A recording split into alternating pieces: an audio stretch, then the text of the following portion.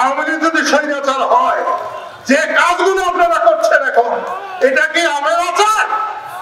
শেখ হাসিনার অন্যায় শেখ মুজিবের অন্যায় না, শেখ হাসিনার অন্যায় মুক্তিযুদ্ধের অন্যায় না, শেখ হাসিনার অন্যায় আওয়ামী লীগের অন্যায় না। যে আওয়ামী লীগ জন্ম দিয়েছে মওলানা ভাসানী, যে আওয়ামী লীগ জন্ম দিয়েছে শামসুল হক, সেই আওয়ামী লীগের অন্যায় নয়।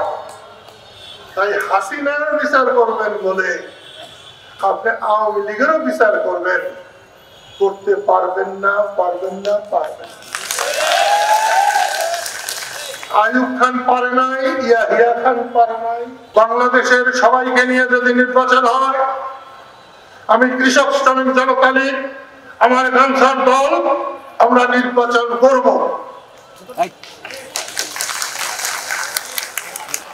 আর যদি বাংলাদেশের সংখ্যাগরিষ্ঠ মানুষ বাদ থাকে, শুধু বিএনপি, জামাত আর এনসিপি এ নিয়ে নির্বাচন হলে 20% ভোটারও ভোট দিতে যাবে না, ওই ভোটে আমরাও যাব না। এই জন্য অধ্যাপক ইউনূস, আমি সোজা কথা বলতে জানি, লম্বা মানুষ কিছুটা ব্যর্থ হয়। আমি কিন্তু বলেছি, আমি আপনাকে চিনতে পারি নাই, আমার আগে আপনাকে হাসিনা চিনেছে, দেশের মানুষ চিনেছে, সেই জন্য বলছি। মোনালিসা হেভি ফ্লো 15 পিস প্যাকেটের সাথে 8 পিসের একটি প্যাকেট একদম ফ্রি। কারো ক্ষমতা চিরকালের নয়। হাসিনাকেও বারবার বলেছি, শুনেন নাই উনি। ওনাকে আমি মায়ের মতো সম্মান করি, আর আপনারা জানেন আমি মায়ের জন্য কি করতে পারি, এটা বাংলাদেশের মানুষ জানে, টাঙ্গাইলের মানুষ জানে। সেই জন্য বলছি, শেখ হাসিনার অন্যায় শেখ মুজিবের অন্যায় না, শেখ হাসিনার অন্যায় মুক্তিযুদ্ধের অন্যায় না, শেখ হাসিনার অন্যায় আওয়ামী লীগের অন্যায় না।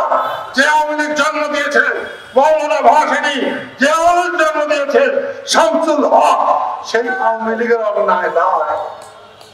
তাই হাসিনার বিচার করবেন বলে আপনি আওয়ামী লীগেরও বিচার করবেন, করতে পারবেন না, পারবেন না, পারবেন।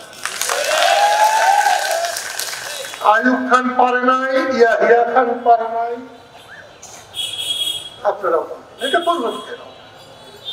আওয়ামী লীগের যারা দোষী, যারা অন্যায় করেছে, তাদের বিচার করেন, কোর্টে নেন। সবাই আওয়ামী লীগের দোষর, স্বৈরাচার, তাহলে কি আপনারা আমের আচার? আওয়ামী লীগ যদি স্বৈরাচার হয়, যে কাজগুলো আপনারা করছেন এখন, এটা কি আমের আচার? না। শেখ হাসিনাকে আমি রাজনৈতিক ভাবে কখনো সমর্থন করি নাই, কারণ শেখ হাসিনা মনে করতেন দেশটা তার বাপের, আর আমি মনে করি আমি দেশের সেবক। বঙ্গবন্ধু দেশের সেবক, আমিও দেশের সেবক। দেশের মানুষ আমাদের গোলাম, এটা আমি ভাবি না। আমরা সকলের গোলাম, আল্লাহর গোলাম, তারপরে আল্লাহর বান্দার গোলাম। আমি গোলামি করেই যেতে চাই। সেই জন্য তোমাদের যারা মুক্তিযোদ্ধা বন্ধুরা, তোমাদের কাছে আমি ধন্যবাদ জানাই, অনুরোধ করি, মরার পর তো আর মরণ নাই, আছে? তাহলে সম্মান নিয়ে মরা ভালো। সম্মান ছাড়া বাঁচার চাইতে সম্মান নিয়ে এক মুহূর্ত বাঁচা ভালো।